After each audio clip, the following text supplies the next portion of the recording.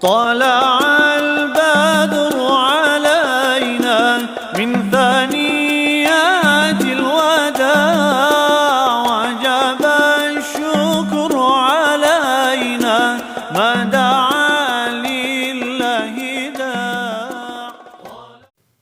أعوذ بالله من الشيطان الرجيم بسم الله الرحمن الرحيم وصلي وسلم وبارك على سيدنا ومولانا محمد وعلى آله وصحبه والحمد لله رب العالمين ربنا زدنا علما وعملا وأدبا وفهما السلام عليكم ورحمة الله تعالى وبركاته.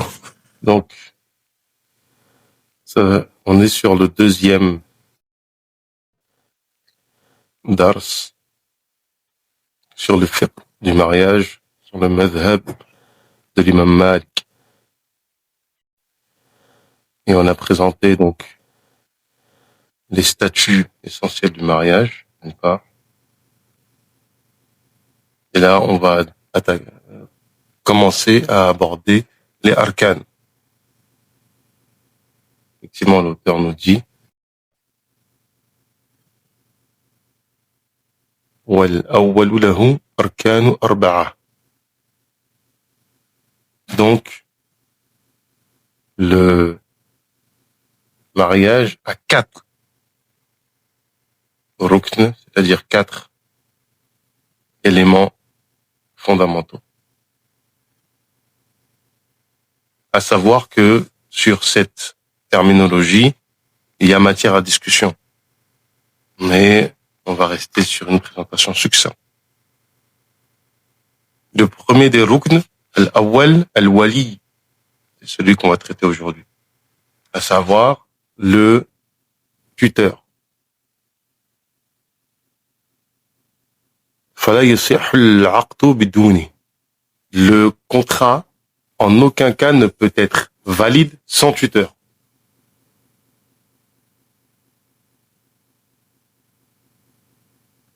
Il faut remarquer ici une chose fondamentale, c'est qu'il existe un avis chez les Ahnaf, donc le madhab de l'imam Abu Hanifa, qui est souvent utilisé de façon totalement dévoyée. Dans ce madhab, il est dit que dans le cas d'une femme adulte responsable qui se marierait avec un homme,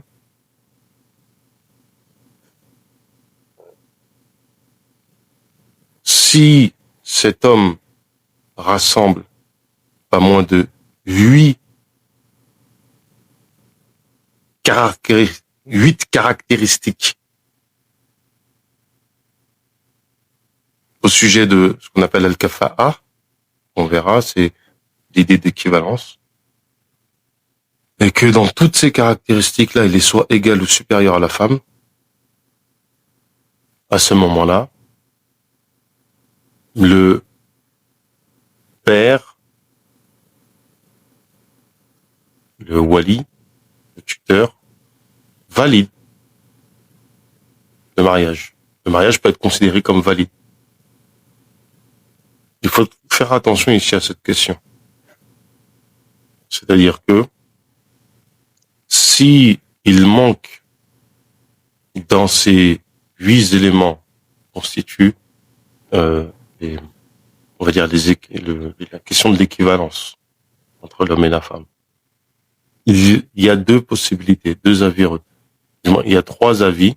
Un avis qui est exactement le même que celui qu'on évoque ici dans le mazhab de l'imam Malik, à savoir que le contrat n'est pas valide. Un avis qui dit que le contrat est valide si le tuteur valide le contrat. Et un 3e avis qui dit que le contrat n'est pas valide. Autrement dit, en fait, dans tous les cas, il faut un tuteur. Il faut un tuteur qui acquiesce. Donc, il n'y a pas de mariage valide, il n'y a pas de contrat de mariage valide sans tutorat.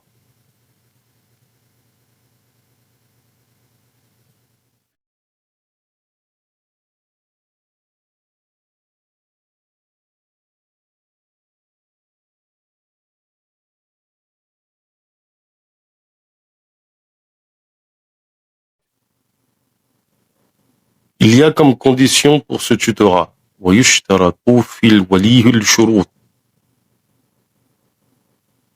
Il y a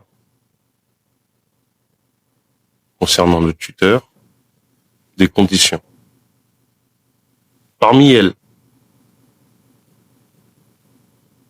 اتفاق الدينين, le fait qu'il y ait accord entre les religions, c'est-à-dire qu'ils soient de la même religion.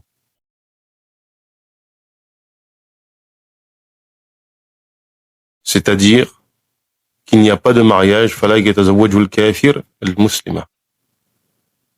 Le non-musulman ne marie pas la musulmane.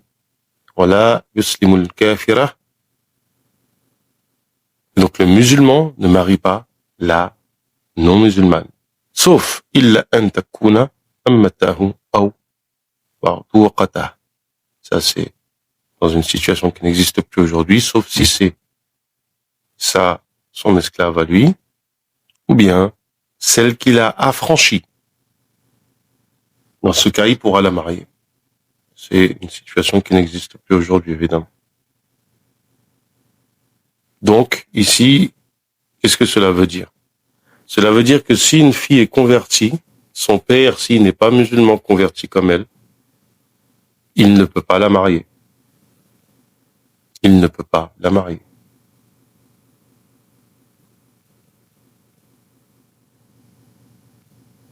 Si, à l'inverse, un homme est converti et que sa fille, elle n'est pas convertie, il ne pourra pas la marier.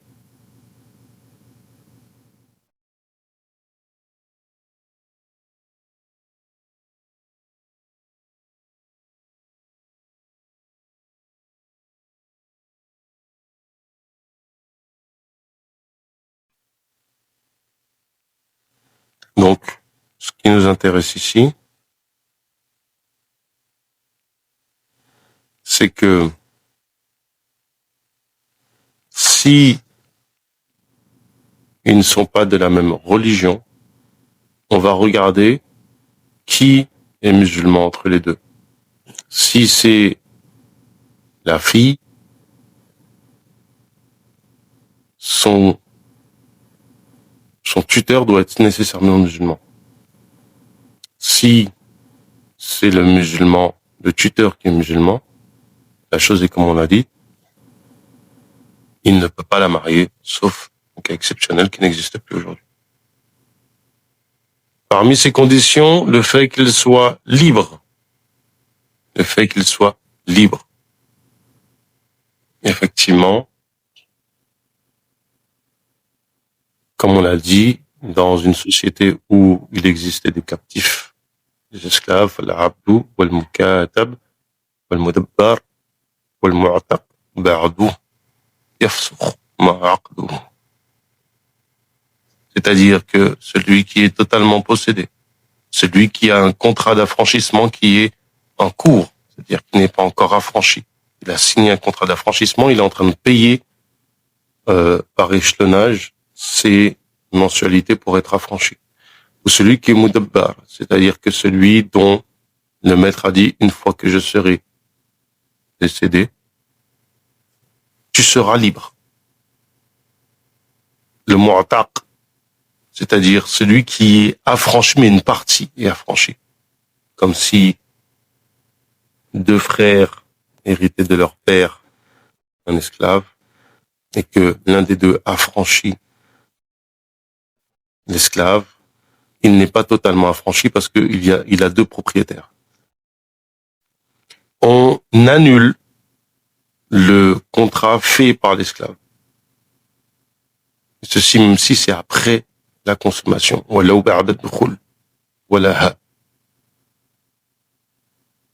Et on donnera la dot. On donnera la dot qui est mentionnée.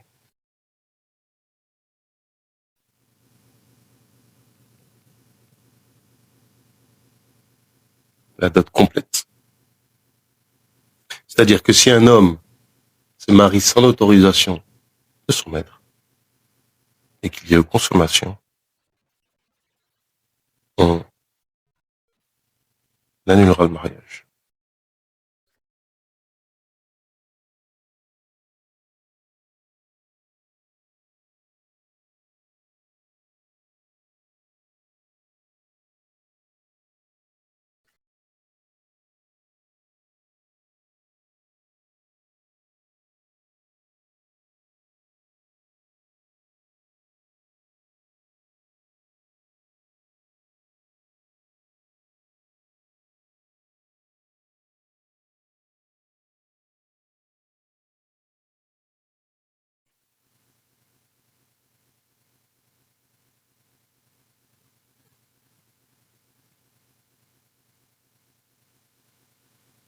Pareil, ils n'ont pas le droit de marier même leurs propres.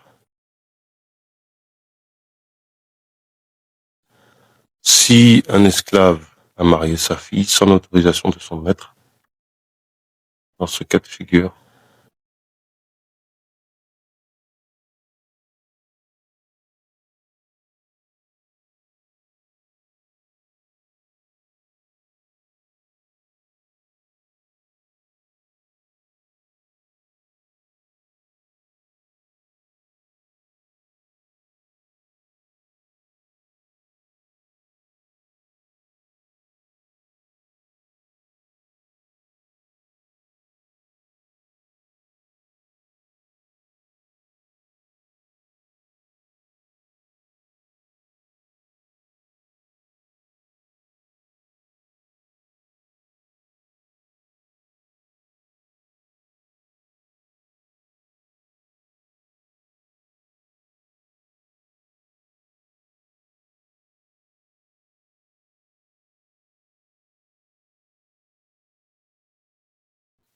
donc l'esclave ne se marie pas lui-même sans l'approbation de son maître. Si le maître valide le mariage, on le valide, et il ne marie pas autre que lui comme sa fille ou son esclave, homme ou femme, sans l'approbation de son maître.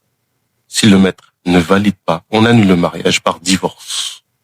On annule obligatoirement le mariage de l'esclave femme sans l'accord de son maître, même s'il le valide. Et la femme a le droit à sa dot. Il n'y a qu'une femme esclave qu'on a mariée sans l'autorisation de son maître. S'il y a eu consommation, on donne la dot à la femme.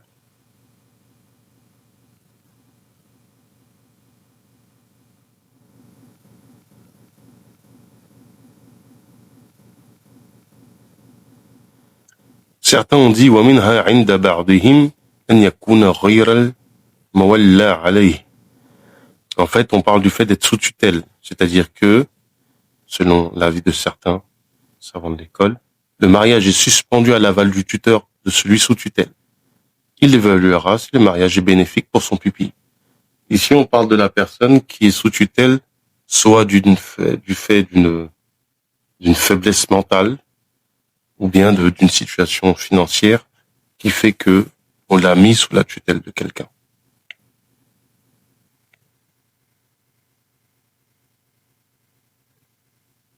وأن يكون عدلا.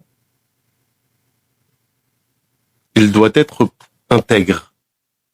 Et l'avis retenu, والمشهور أن الفسق لا يسلب الولاية وإنما يقدح في كمال العقد دون صحته.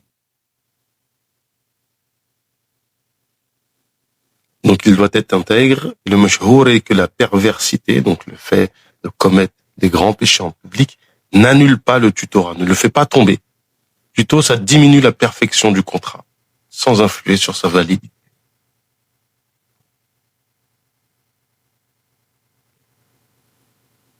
Donc ici, souvent, il y en a qui voudraient tomber le tutorat de leur père parce qu'ils se comportent mal, d'un point de vue religieux, mais en aucun cas cela n'invalide en fait le tutorat du père.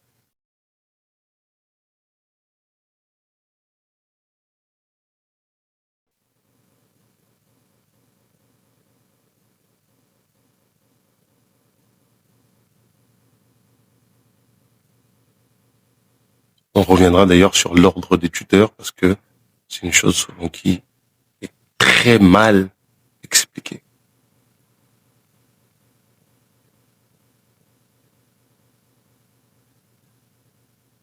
ويعقد السفيه ويعقد السفيه ذو الرأي على ابنته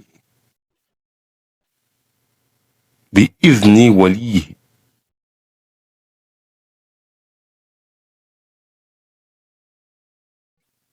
Celui qui est faible d'esprit.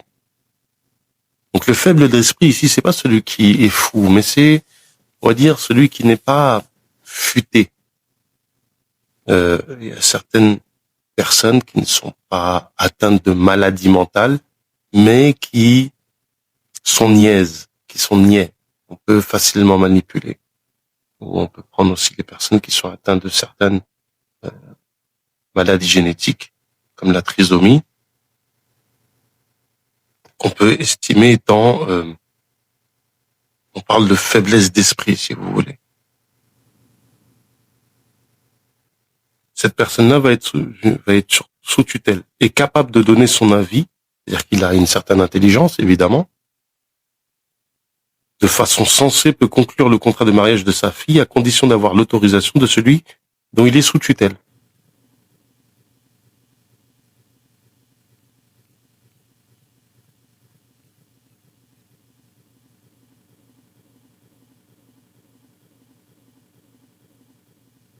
Donc on va rajouter à cela le fait que il ne faut pas être en état d'irham pour le wali, il ne doit pas être en état d'ihram, comme pour la Umrah ou le Hajj, parce que celui qui est en état d'ihram ne se marie pas et ne marie pas.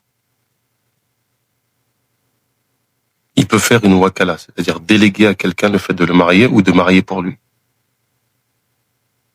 Une femme qui a quelqu'un sous sa tutelle, comme un orphelin ou quelqu'un qu'on lui a donné à charge, va désigner quelqu'un, va faire une wakala, va désigner quelqu'un pour marier.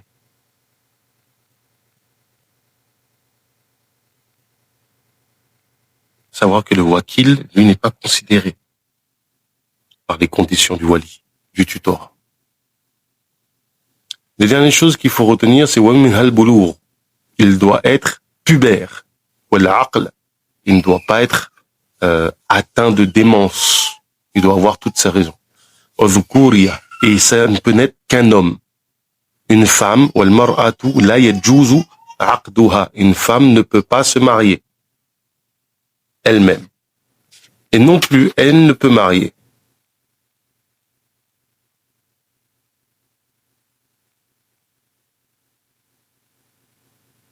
Elle peut donc elle va désigner quelqu'un pour marier. Parmi les hommes, que ce soit pour se marier elle, ou marier une autre personne qu'elle, comme une personne qui est sous sa tutelle, ou quelqu'un, on avait l'exemple des esclaves qu'elle a franchis.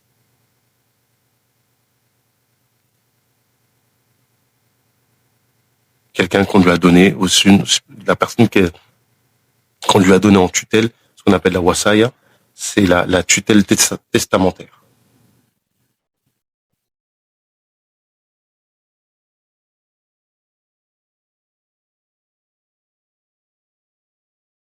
Alors, dernière chose qu'il faut aborder, qui est importante, c'est la question des tuteurs. Qui sont les tuteurs? Les tuteurs, en fait, sont de deux catégories.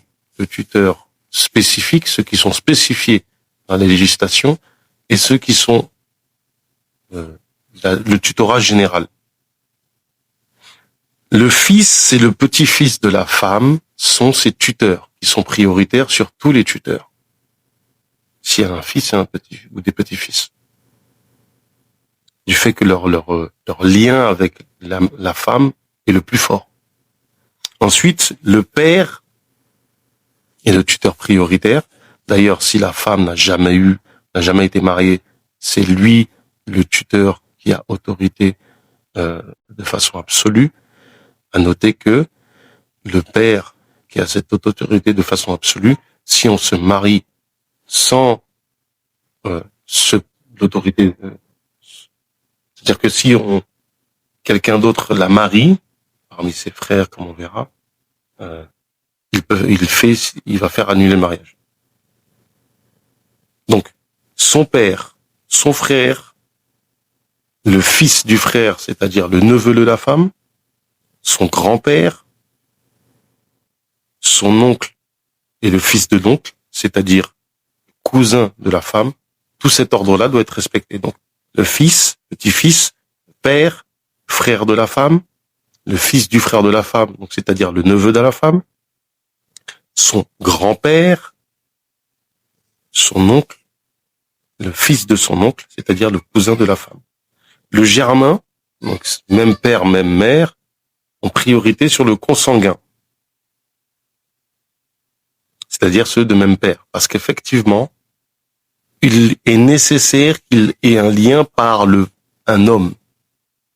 On reprend, par exemple, la femme avec son père, on comprend, la femme avec son frère, faut que ils soient de même père minimum, soit même père même, le même père, même mère, donc frère de même père et de même mère, a priorité sur celui qui est de même père. Mais un frère de la même mère ne fait pas partie des tuteurs spécifiques.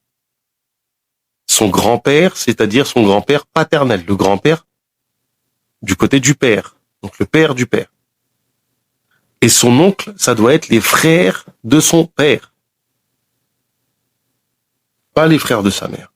Et donc sur les frères de son père, les frères de son père, donc ses oncles, qui sont de même père et de même mère que le père, ont priorité sur les oncles qui sont uniquement de même père que le père de la fille.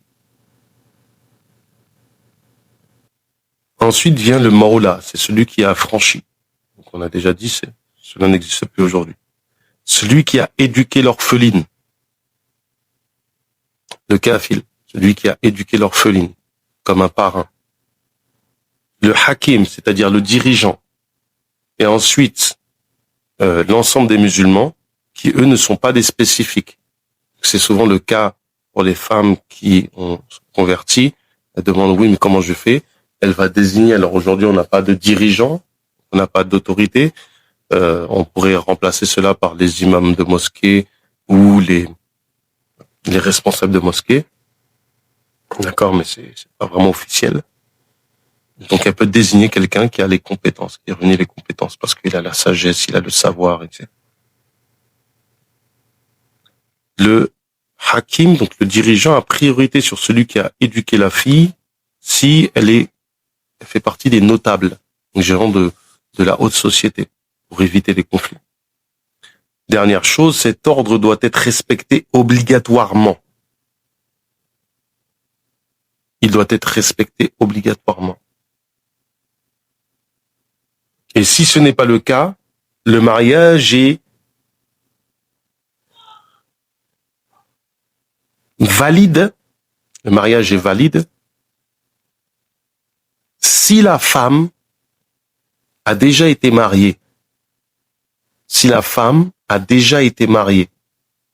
Si la femme n'a jamais été mariée,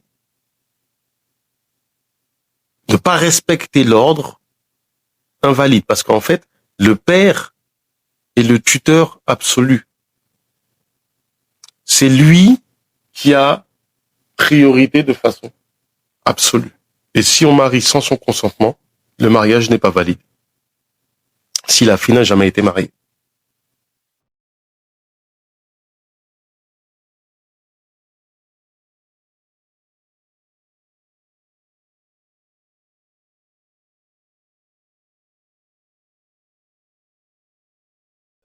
L'autre personne qui a priorité sur tout le monde, comme le père, c'est celui que le père a désigné dans son testament. On appelle le tuteur testamentaire, on l'appelle le wasi. Le tuteur testamentaire, il a priorité sur tout le monde comme le père. La dernière des choses, c'est que celle qui n'a jamais été mariée, et on lui propose de se marier avec quelqu'un, son silence fait office d'agrément. Celle qui n'a jamais été mariée, il faut qu'elle manifeste son agrément.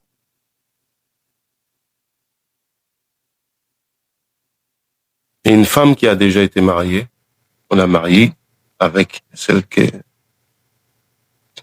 personne qu'elle a désignée. Et il y a beaucoup de détails ici. Et comme on dit, on est sur une explication très succincte du fiqh, du mariage. Et donc on s'arrête ici. ربنا زدنا علما وعملا وأدبا وفهما وهب لنا يا كرم في تلاوة خيرا كثيرا منك والحلاوة وصلي وسلم وبارك على سيدنا ومولانا محمد وعلى آله وصحبه والحمد لله رب العالمين.